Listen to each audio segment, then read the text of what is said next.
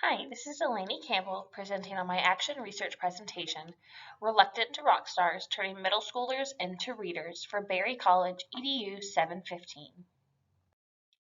I decided to look at the problem of increasing student reading comprehension and fluency after noticing that their comprehension and fluency was declining across multiple content areas and they were really struggling to interact with complex texts.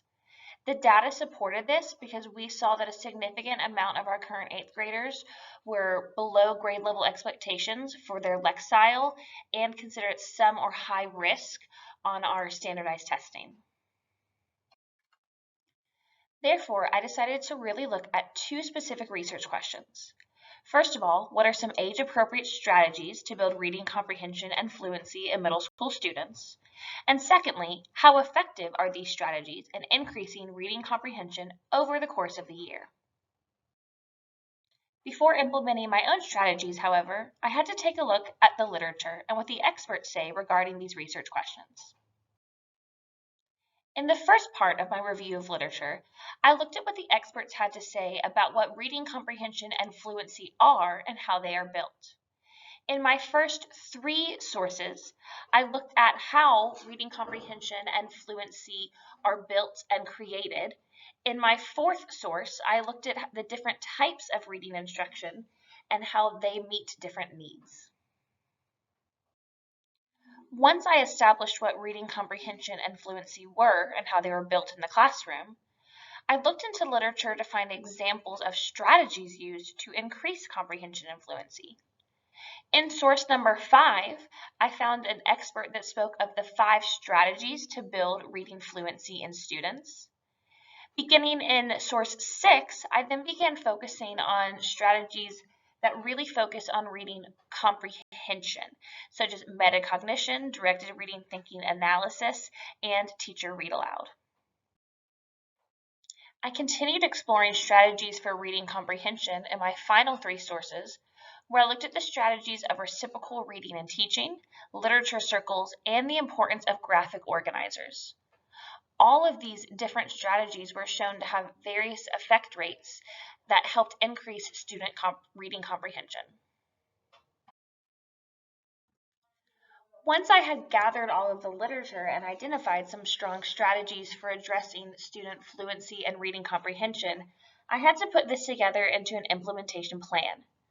I planned to use our extended learning time, also known as ELT, to provide specific reading skill instruction using various remediation strategies to my on-level lit classes. After completing the literature review, I identified 4 strategies I felt were the strongest: reciprocal teaching, DRTA, and literature circle strategies. The assessment tool that I used was the FastBridge assessment tool, known as Comp Efficiency. I use this once a month in order to progress monitor my students. However, I will be looking at additional summative assessments when available to look at their overall growth from the beginning to the end of the year. After deciding on my plan, I needed to look at a timeline. I knew that classes would begin in August and I'd have until May to work with them. And I also knew when I'd be administering our FastBridge screener as that's set by the county in August, December, and April.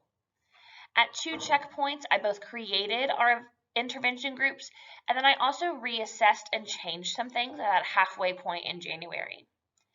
I implemented our interventions and progress monitored using FastBridge every month from October to April. In the month of May, we administer EOG assessments and classes end, and I'll look at gathering and analyzing growth data in May and June as that becomes available. The biggest obstacles I faced in implementing this plan was protecting our ELT time, as it was often taken for administrative actions or extended classroom time. I also had to fight with students becoming bored in the routine and trying to find that intrinsic motivation for progress monitoring. And it was also simply difficult balancing the multiple strategies for multiple class periods and making sure that my prep work was done. I do expect to see significant growth in student reading fluency simply based on my observations in class once I look at the spring FastBridge and milestone data. I do think I will see some growth in reading comprehension, but I don't think it's been as significant as their growth in reading fluency. Furthermore, just based on classroom observation, I believe DRTA will be the most successful intervention, but I won't be able to confirm these results until I have my summative data back in May and June. After receiving the summative assessment results in late May and early June, I was actually surprised to find that the true results did not match my predicted outcomes as previously stated on the previous slide. Firstly, I was surprised to find that the interventions actually did have a pretty significant impact on students' reading comprehension. As demonstrated in the chart pictured, my fourth period students who used the Literature Circles intervention actually had the most growth in their reading comprehension. They grew on average 5.71 points in their beginning to end of year reading comprehension scores. Unlike my prediction that I had stated, reading fluency was not impacted much at all. Again, my fourth period Literature Circles intervention group did show the most growth with an average of 9.43 points. But as you can see in the chart, both my third period and sixth period did not have as good of results. My third period grew only a little over 2 points on average, and my sixth period intervention group actually declined in their reading fluency as seen on that summative assessment tool from the beginning to the end of the year. Finally, I looked at the summative assessments of the Beacon and Milestone tests. On the Beacon test from beginning to end of the year, my fourth period again showed the most growth using the Literature Circles intervention strategy. On the Milestones, however, my third period showed the most growth using the reciprocal reading intervention strategy. As discussed in my action research paper, however, there is some confusion as to why the Beacon and Milestone growth look so different when they are supposed to be coordinating assessments.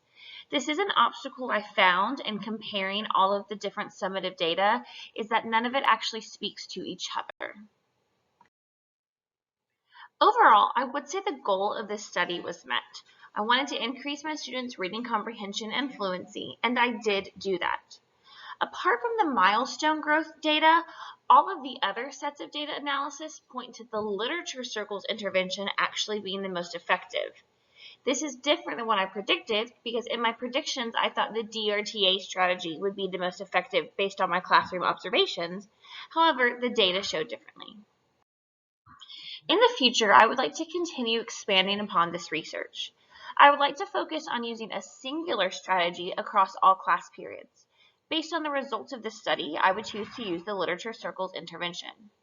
I would also like to integrate more student choice into the reading to increase their engagement, allowing them to pick both partners, literature groups, and potentially the text that they're reading. Additionally, I would actually like to progress monitor less. I found the students got burnt out on it very quickly, and I do believe that may have skewed the data some. For more information regarding reading comprehension, reading fluency, and the intervention strategies I used, you can use the following references, as cited in my paper.